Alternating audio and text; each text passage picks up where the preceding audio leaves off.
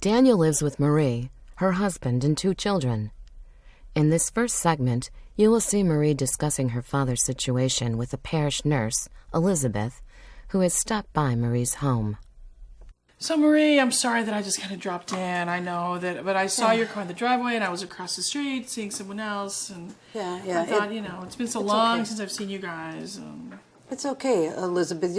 I was just, I didn't expect anybody today.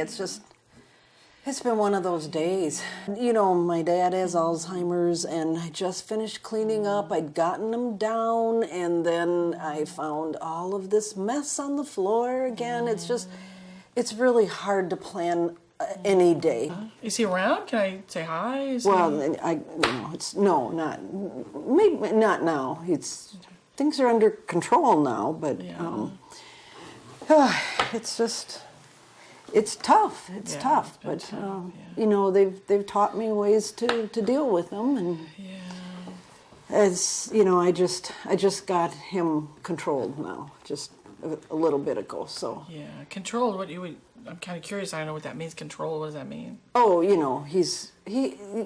do know. I know him. I know how he's. Yeah, my dad has a problem. Right. Yeah. He's got Alzheimer's. Okay. And it's really tough. It's just, you just have to constantly be watching and be attentive, and you never know what's going to happen next. And he can go from being just this, my wonderful dad. You know my dad, sure, Elizabeth. You know him. And then the next minute he's just out of control. And then sometimes I'm forced to have to do something. So I just got him down. He's asleep. Is he? Yeah. Well, I use the medications. They that's what they do in nursing homes. So that's what I have to do sometimes. But maybe later. Maybe you could see him a little bit later. I guess I'm just kind of curious because it's only like 11:30, and so 11:30 in the morning, and so. Well, how long will he be out? I mean, what is that? Does he get to eat, or is he? Well, he had breakfast, but eating, boy, every meal is like you just don't know what to expect. Yeah. You don't know what you're gonna get. Every meal is just constant attention. Mm-hmm. Yesterday he was trying to drink his pudding and put his spoon inside of his drink, and it's just.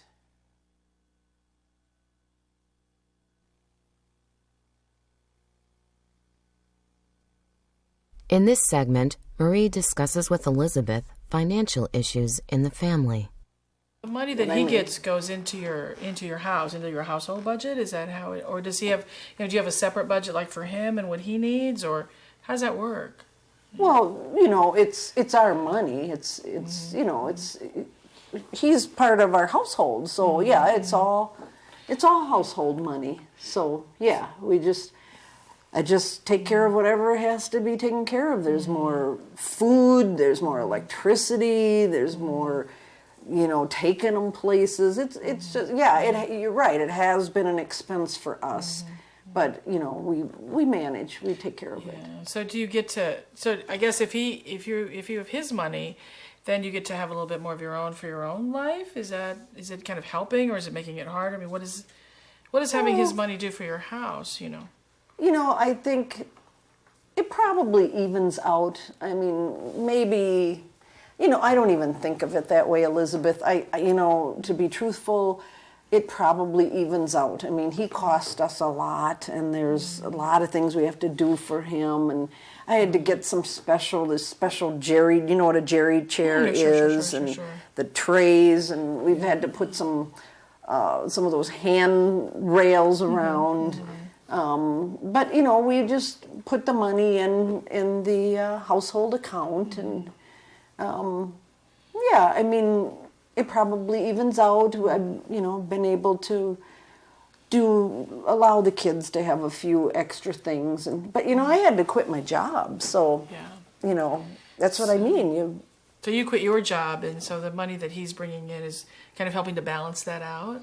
Well, I don't like to think of it that way, because really I think in the long run we probably, if I wanted to go down that path, really he cost us something. You were asking about that care stuff, and I looked into that, and you would not believe it. You just would not. These people want $10 an hour to come and do stuff. $10 an hour. So if I was going to have somebody here for a day, I could be paying $80. And if I had that for a weekend, 100 and 150, 160, who's got that kind of money? Yeah. Well, but the thing is, because I've had to use it for my own family, I can tell you from personal experience, I've had to use it, and the state actually has services that can help. There's elder care, there's all these different places, and sometimes they look at your financial ability, they look at his income, and they can make it work. If you wanted to, we could actually go through the processes, and we could really start looking at specifically what kind of services he would need, and then based on income, I don't think that we're eligible for that, Elizabeth. Unless we're going to, just deplete all of his assets, that we're not eligible for those programs, and everything has to be paid for out of pocket. Yeah. It's it's a no-win situation, and why should I give them all of my money? I just that doesn't make any sense to me. It doesn't make any sense to me. But it is going to cost some money. Maybe you could get some more information. But what do you think you're talking about here? Because really, our budget is really tight now. Yeah. It's just every penny is accounted for, and I'm doing my best to. It's pretty upsetting to the kids that they don't get to do. We're trying to.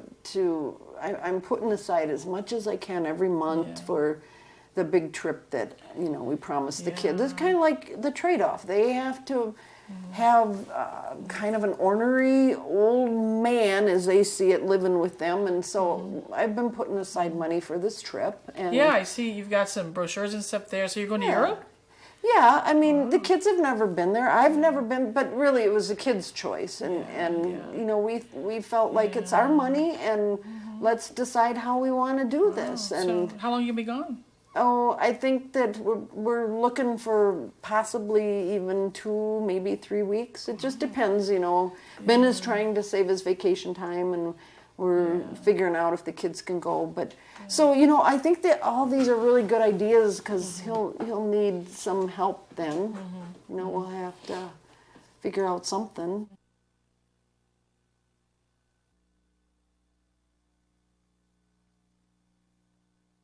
Marie talks to Elizabeth about strategies she uses with her father in attempting to, in her words, do the best I know how to do.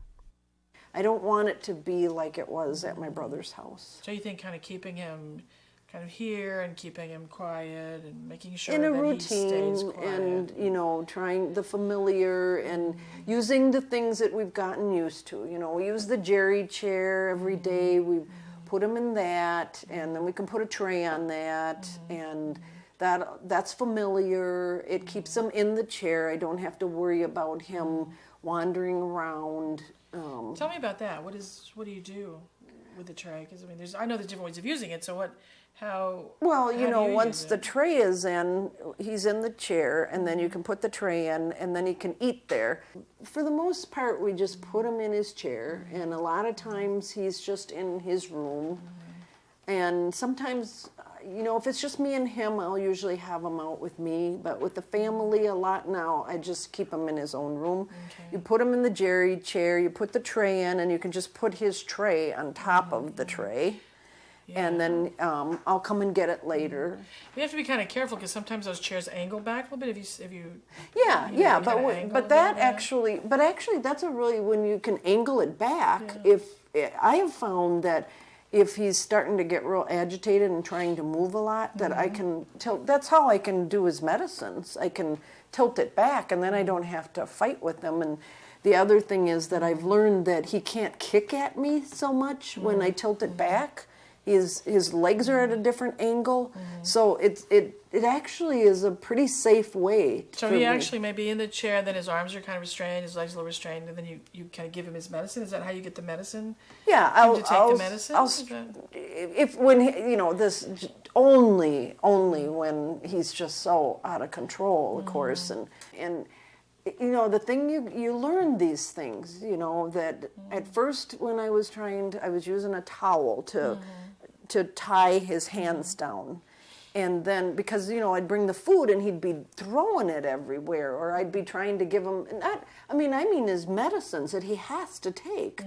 And I'm responsible for giving him his medicine so that he can stay alive and healthy. He's got a little, he's in good shape, but there's that blood pressure medicine. I got to make sure he takes that. So I was giving him that, and then he would fight it. So I've learned at first I would use the towel, and then I figured out he's so strong. That's what I mean when I tell you he's really healthy. He would just work his arms out. So then I started using those leather restraints that you can just put down. And he actually worked so hard one time that he broke through one, and another time he was able to get under it, and I was trying to give him his medicine, and he came right underneath. I wasn't expecting it because I thought that his hands were secure, and the next thing I know, he was right in my face. Life just turns upside down. It's like having an infant who never grows up. Let me ask you something. Marie, sometimes we look back on our lives, or we look at the situation and we think, boy, if only things were different, I might do something different. Is there anything when you think about your care of your dad and the things that are happening on a day-to-day basis, things that you have to do or not do, do you feel like, what would you do that would be different or more or less? That is such a hard question, Elizabeth, and it's kind of like, what is the point in thinking like that? I mean, I made my choice. There are days that I wake up and I am so tired. I don't know how I'm going to get through another day. Yeah. He's been up all night. I've had the monitor going all night. I don't know how I'm going to have the patience to be kind with him today. And if he starts acting out, then I get afraid that I'm just not going to be able to do it. But, when I have those days, I think to myself, what is the point in going down that path? I love my dad. I made the choice that I was going to bring him here and I was going to take care of him. And I'm doing the best I know how to do.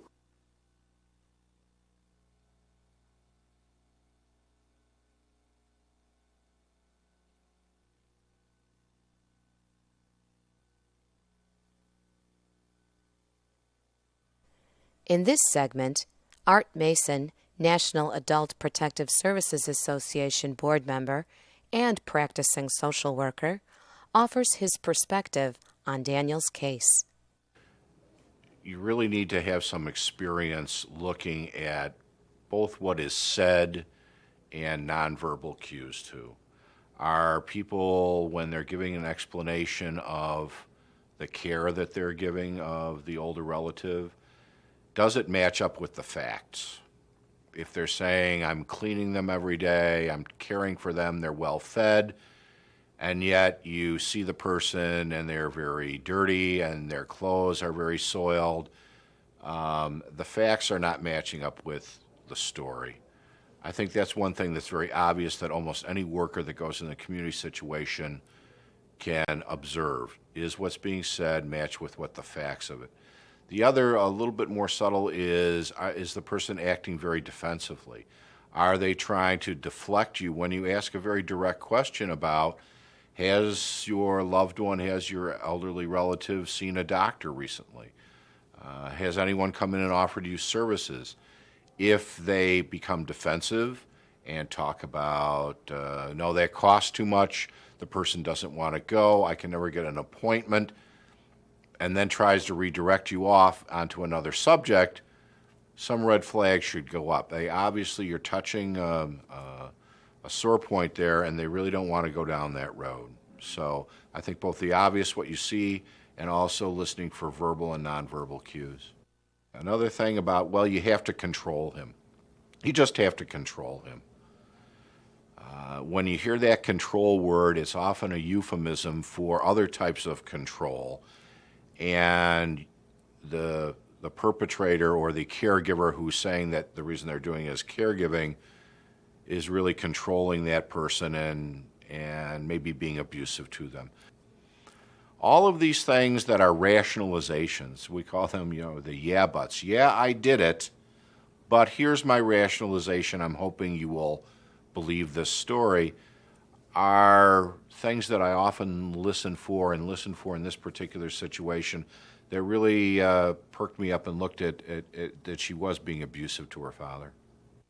When a caregiver or someone in the household has control of the money, that really becomes the primary driving factor. That person, in essence, they're making a choice between the care for the person, providing home health care or other services, and controlling the money. That's why when Marie talks about how much she cares for him and how much she does for him, in fact, his life could be very improved. When she controls the money, money equates to choices in our society. And in the case of Marie's dad, he certainly had enough resources where he could have had a better lifestyle. He could have gone out of the home. But because Marie wanted to redirect those funds, she didn't allow him to get out. She would yell and scream at him. She would do many things that would really be considered abusive, and it was a self-perpetuating cycle. Not letting him out and just holding on to him as long as possible so she and her family could gain the benefits of the money.